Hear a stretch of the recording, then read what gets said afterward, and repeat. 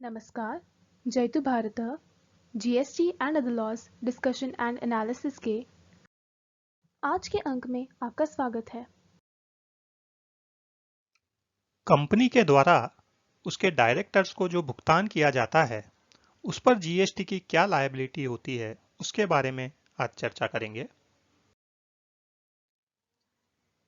GST act का schedule 3 यह दर्शाता है कि कौन से ट्रांजैक्शन को ना तो सप्लाई ऑफ गुड्स माना जाएगा ना ही सप्लाई ऑफ सर्विसेज माना जाएगा, अर्थात उन ट्रांजैक्शन के ऊपर जीएसटी नहीं लगेगी। उसमें सबसे पहली एंट्री है services by an employ to the employer in the course of or in relation to his employment, यानी जहां पर एम्प्लॉय एम्प्लॉयर का रिलेशन है उस रिलेशन के बदले में जो पेमेंट किया जाता है वह जीएसटी के दायरे से बाहर है।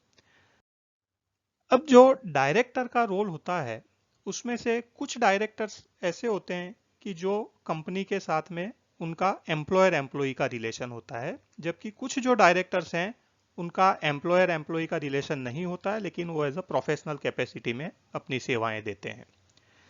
तो जो डायरेक्टर इंडिपेंडेंट डायरेक्टर हैं जो एम्प्लॉय की कैटेगरी में नहीं आते हैं वो शेड्यूल 3 से भी बाहर हो जाएंगे, अर्थात उनको जो भी पेमेंट किया जाता है वह जीएसटी के दायरे में आ जाएगा।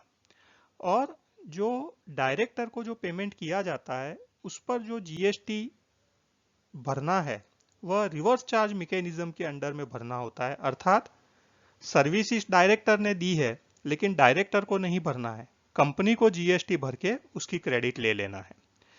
तो जहां पर डायरेक्टर का और कंपनी का एम्प्लॉयर एम्प्लॉय का रिलेशन नहीं है वहां जो डायरेक्टर को पेमेंट किया गया है उस पर कंपनी को जीएसटी भरना है और उसकी वो क्रेडिट ले सकते हैं।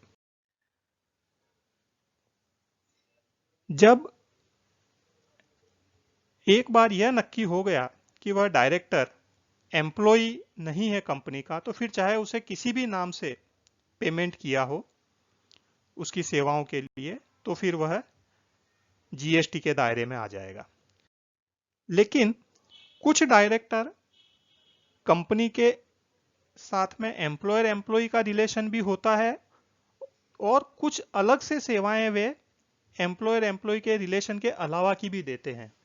तो उसमें कौन सी सेवाएं जीएसटी के दायरे से बाहर रहेगी और कौन सी सेवाएं जीएसटी के दायरे में रहेगी यह निश्चित करना, यह एसेस करना थोड़ा डिफिकल्ट हो जाता है। उसके लिए central board of indirect taxes and customs ने बताया है कि similar provision income tax act में भी है, जहां पर डायरेक्टर को यदि एज अ एम्प्लॉय सैलरी दी जाती है तो उसको इनकम टैक्स के सेक्शन 192 के अंतर्गत टीडीएस डिडक्ट किया जाता है। जबकि उसको सैलरी के अलावा कोई पैसा दिया जाता है प्रोफेशनल या टेक्निकल सर्विसेज के लिए तो उसको इनकम टैक्स के सेक्शन 194 जे के तहत टीडीएस काटा जाता है। तो उन्हीं प्रोविजंस को ध्यान में रखते हुए जीएसटी के अंदर भी असेसमेंट कर सकते हैं। तो ये तो हुई बातें कि जहां पर एम्प्लॉयर एम्प्लॉय का रिलेशन है या डायरेक्टर के रूप में वो सेवाएं दे रहे हैं और एम्प्लॉयर एम्प्लॉय का रिलेशन नहीं है। इसके अलावा भी डायरेक्टर और कंपनी के बीच में कुछ रिलेशंस, कुछ ट्रांजैक्शंस हो सकते हैं। यदि डायरेक्टर ने अपना ऑफिस या घर कंपनी को किराए पर दिया है और कंपनी किराए की रकम डायरेक्टर को पे करती है तो उस पर जीएसटी की लायबिलिटी क्या रहेगा, यह भी एक विवादित मुद्दा है। रेंट की इनकम पर जीएसटी तो लगता है, लेकिन क्या जीएसटी कंपनी को भरना होगा रिवर्स चार्ज मैकेनिज्म के बेसिस पर या इसकी जीएसटी भरने की जिम्मेदारी डायरेक्टर के ऊपर है, जहां पर डायरेक्टर को अन्य सेवाओं, अन्य सप्लाई के साथ में एग्जम्पशन का भी लाभ मिल सकता है।